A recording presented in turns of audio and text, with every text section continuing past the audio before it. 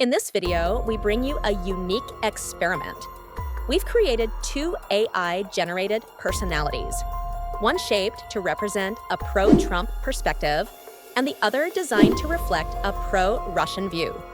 Every image you see has been generated with artificial intelligence, and both debaters are entirely AI-driven. Throughout the debate, ChatGPT, acting as the moderator, will score their arguments and share its own final analysis. But remember, at the end of the day, the real judge of this debate is you, the audience. Now, let's begin the showdown.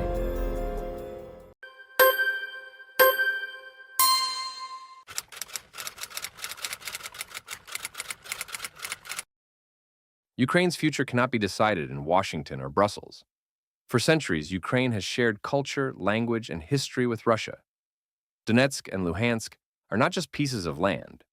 They are home to people who feel Russian, who speak Russian, and who have been ignored by Kyiv for years. What I am offering is not endless war, but a settlement, recognition of these regions as Russian, and in exchange, an end to the bloodshed.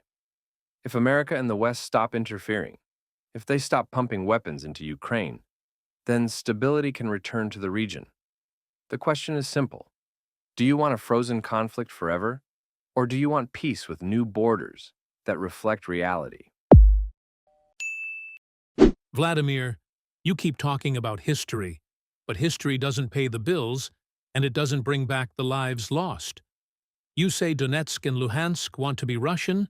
Maybe some do, but that doesn't give you the right to redraw maps by force. Here's what I know. Wars cost money, and right now, America is wasting billions while our own people suffer at home. I don't believe in endless wars, but I also don't believe in weak deals. If I were in charge, I'd sit down with you, with Ukraine, and I'd negotiate the greatest deal anyone has ever seen.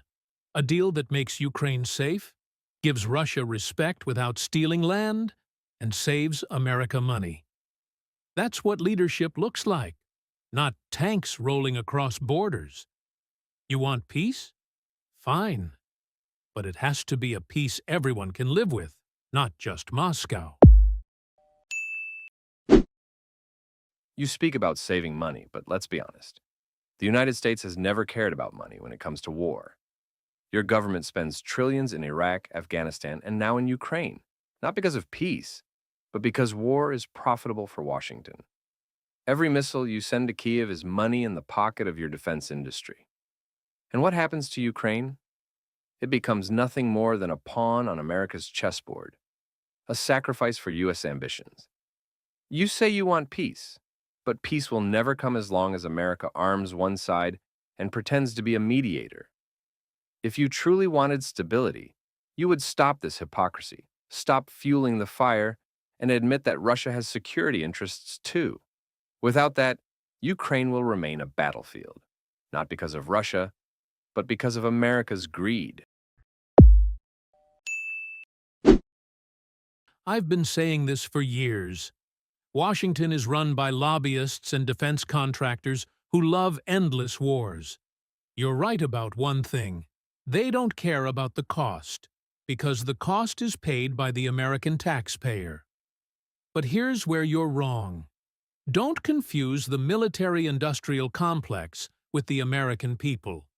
The American people want strength, they want security, but they don't want their money wasted on someone else's war. When I was president, NATO countries started paying their fair share because I demanded it. Under my leadership, America wouldn't be writing blank checks to Ukraine. We would be negotiating from a position of power, making deals that actually protect our allies and bring stability. So yes, I know the system is broken, but unlike you, I don't think the solution is taking land by force. The solution is strong leadership, tough negotiations, and making sure America wins first. That's the difference between us. You take by tanks, I deal by strength. Europe today has no real independence. Every major decision in Berlin, in Paris, even in London, is influenced or dictated by Washington. NATO was supposed to be a defensive alliance, but it has expanded to Russia's borders, breaking every promise made after the Cold War. And what has Europe gained from this loyalty? High energy prices, economic crisis, and now the risk of direct war on their own continent. The United States says it is protecting Europe, but in truth, it is using Europe as a forward base, as a marketplace for American weapons, and as a pawn in a game against Russia. We are not afraid of NATO. We have faced worse threats in our history. But Europeans should ask themselves, are they defending their own interests, or are they simply carrying out orders from across the Atlantic? Without America, NATO collapses, and maybe that would finally allow Europe to think for itself. Vladimir, you talk about Europe like it's weak, and in many ways, you're right. But let me tell you the truth. Europe has been freeloading off America for decades. NATO is strong not because of Paris or Berlin, but because of the United States. When I was president, I told NATO leaders to pay up, billions of dollars more. And they did, because they knew I was serious. That's leadership. Now, as for Russia, you say you're not afraid of NATO. But let's be honest. NATO has stopped you from doing far worse. Without NATO, you wouldn't just be in Donetsk and Luhansk. You'd be looking at Warsaw, maybe even Berlin. So don't pretend NATO is meaningless. It exists because of people like you, who threaten their neighbors. But here's the big difference. Under me, NATO worked because I demanded respect and results. Under weak presidents, NATO is nothing but a charity case. So, yes, Europe needs us. But let's not forget, we don't play games for free. America leads, others follow. That's how it works. The world is changing, Donald. The time when America could dictate to every nation is ending. Look at China, look at India, look at Africa and Latin America. They are no longer following Washington's orders. The so-called rules-based order is nothing more than rules America writes for itself and forces others to obey. But the truth is, multipolarity has arrived. Russia does not seek to dominate the world, but we will not accept American hegemony either. You talk about deals, but real deals are made between equals, not between a master and a servant. The future will not be decided in Washington alone. It will be shared between powers who demand respect. That is why we fight, not only for Ukraine, but for a world where no one nation claims to be the policeman of the planet. The question for America is simple. Can it adapt to this new reality, or will it cling to an empire that is already collapsing? Let me be very clear. Without America, there is no order. China doesn't lead the world. Russia doesn't lead the world. Even Europe doesn't lead the world. The world looks to us, whether it's trade, technology, security, or energy. You say America's empire is collapsing, but everywhere I go, people want to deal with America, not Russia. Why? Because we are strong, we are innovative, and we deliver results. When I was president, I made peace deals in the Middle East that nobody thought were possible. I forced China to the table on trade. I brought NATO back to life. That's leadership. Russia can't match that. Not economically, not technologically, not diplomatically. The truth is, your only tool is military force, and even that has limits. America leads because we create opportunities, not because we roll tanks across borders. The future is not multipolar chaos. The future is America leading smarter, stronger, and better than ever before. And under my leadership, that's exactly what would happen. That the path to ending this conflict is not complicated. Ukraine must accept neutrality, no NATO, no foreign bases, no weapons on our borders. The regions of Donetsk, Luhansk, and Crimea must be recognized as part of Russia, because their people have chosen this path and their identity is clear. If Kiev agrees, the war ends tomorrow. If America supports such a settlement instead of pushing for total victory, peace will come quickly. But the West insists on an illusion that Ukraine can defeat Russia. That will never happen. The longer they pursue this fantasy, the more Ukrainians will die, the more destruction will come, and the greater the risk of escalation. Russia does not want escalation, but we will not surrender our security. The real question is, will Washington continue to gamble with Ukrainian lives, or will it face reality and accept a deal that ensures peace for generations? Your idea of peace is surrender. You're not offering an agreement. You're demanding Ukraine give up its land, its freedom, and its future. That is not peace. That is occupation. When I talk about peace, I mean real negotiation. I mean both sides coming to the table and making compromises that actually stick. Yes, Ukraine must be secure. And no, it doesn't need to be flooded with endless weapons forever. But Russia cannot simply redraw maps and call it a solution. If I were in office, this war would never have happened in the first place. And if I return, I will end it. Not by forcing Ukraine to surrender, but by forcing both sides to accept a fair deal. That's what I do. I end wars. I don't freeze them. Peace means stability. It means rebuilding. And it means no more killing. That's the kind of deal I can make. And nobody else can. You speak of fair deals, but let us speak about reality. This war has already reshaped the global economy. Europe now buys expensive American gas instead of affordable Russian energy. American corporations profit, while European industries collapse. Who suffers? Ordinary Europeans, who pay higher bills, lose jobs, and face inflation. Meanwhile, the dollar system is being challenged. Countries are trading in local currencies, forming new alliances, moving away from dependence on America. This is the true long-term impact of Washington's policies. You say you will bring stability, but your leaders in the past 2 years have created only chaos. Sanctions that backfired, supply chains disrupted, and global distrust of America's word. Russia is not isolated. America is isolating itself by forcing the world to choose sides, and the world is beginning to choose differently. Vladimir, let me correct you. Europe doesn't suffer because of America. It suffers because of you. You cut off energy. You invaded Ukraine, and you destabilized an entire region. That forced Europe to look elsewhere. And yes, they came to the United States. Why? Because we are reliable. Because we deliver. And let's be honest, Russia's economy is tiny compared to America's. Without oil and gas, you have nothing. America, on the other hand, leads in technology, innovation, agriculture, and energy production. That's real strength.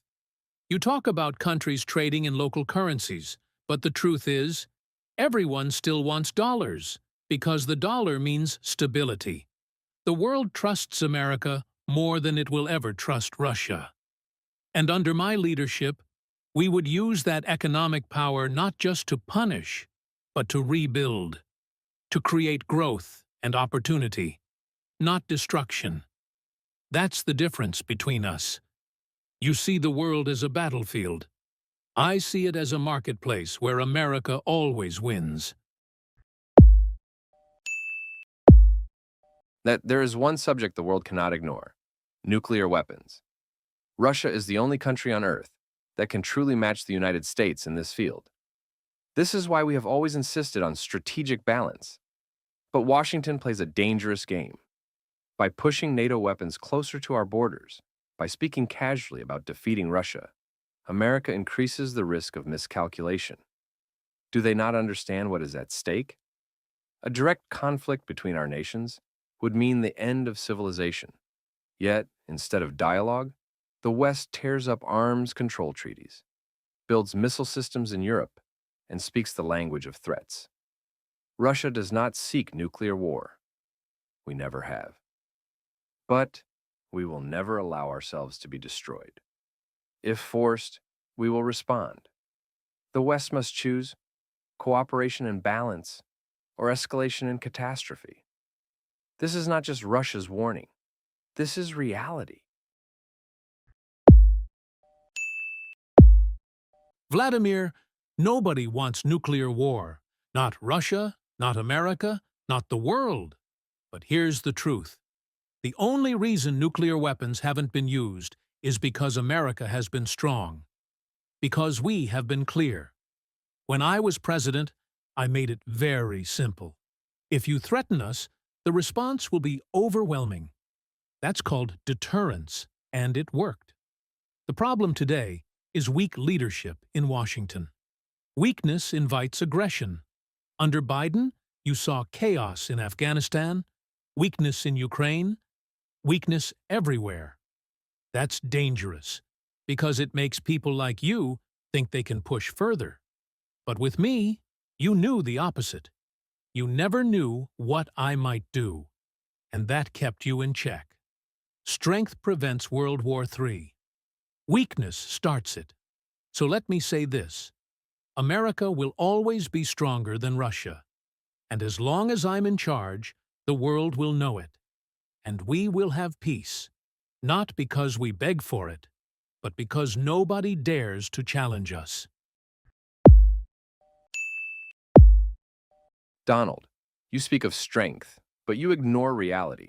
China is rising, and nothing America does can stop it. Russia has built a strategic partnership with Beijing because we both share the same goal, a world not dominated by Washington. Together, Russia and China represent a power far greater than America alone. Economically, technologically, militarily, the balance is shifting. While the United States wastes trillions on endless wars and domestic chaos, China builds roads, factories, ports, and high-speed rail all over the world. They win influence while America loses it. Russia does not need to compete with America alone anymore. We have partners who see the future the same way we do. And let me tell you, the future will not be written in English alone. It will be written in Russian, in Chinese, in many languages. The American century is finished. What comes next is the Eurasian century, and you cannot stop it. You're making a huge mistake. If you think China is your friend, they're using you. China wants to dominate Russia just as much as it wants to dominate America. They'll buy your oil, they'll take your resources, but at the end of the day, they don't respect you, they don't fear you. They're building their empire on your weakness. Now, let me be clear. China is the real threat, not Russia. And when I was in office, I was the only president in history who stood up to Beijing. I put tariffs on them. I brought jobs back from them. I cut off their technology access. Nobody else had the guts to do it. Joe Biden is compromised. The Democrats are soft. But not me. Under my leadership, America would crush China economically, force them to the table, and make sure they never replace us. As for Russia, if you tie yourself to China, you're chaining yourself to a partner who will one day control you. Believe me, I know a bad deal when I see one. And for Russia, China is the worst deal of all.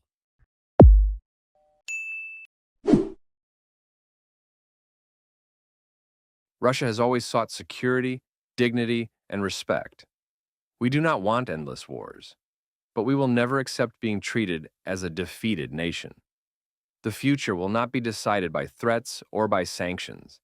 It will be decided by balance, by sovereignty, by nations choosing their own path.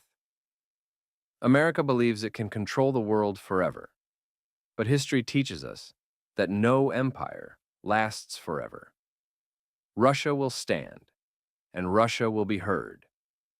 That is our message, and that is our promise.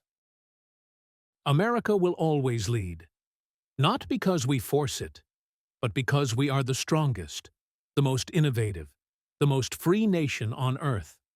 Under my leadership, the world respected us, and yes, even feared us. That's why there was peace. Weakness brings war. Strength brings peace. And I can tell you right now, America will never be second to Russia, never be second to China, never be second to anyone. We will win. And when America wins, the world is safer.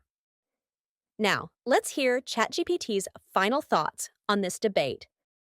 Putin relied heavily on historical, security, and geopolitical reasoning.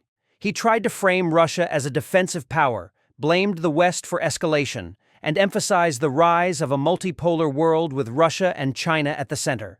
His strength was consistency and logic. His weakness was predictability. Some of his arguments felt repetitive, especially the NATO and security narrative. Trump, on the other hand, leaned into power, deal-making, and American dominance. His answers were filled with confidence, exaggeration, and charisma. Exactly the kind of rhetoric that attracts a broad audience. When Putin shifted the debate toward China, Trump turned it around skillfully, attacking both Putin's alignment with Beijing and China itself. His strength was energy and charisma. His weakness was that some answers lacked depth or detailed strategy. As a debate dynamic, Putin played the role of the strategist and analyst. Trump played the showman and political salesman. If the criteria are analysis and logic, Putin edges ahead. If the criteria are audience appeal and charisma, Trump wins. So in short, analysts would lean toward Putin. The general audience would lean toward Trump. Tonight, we witnessed a clash between two very different visions of the world. Vladimir Putin presented Russia as a defender of sovereignty, challenging the dominance of the West and pointing toward a new multipolar order. Donald Trump countered with forceful confidence, promising American strength, leadership, and victory over both Russia and China.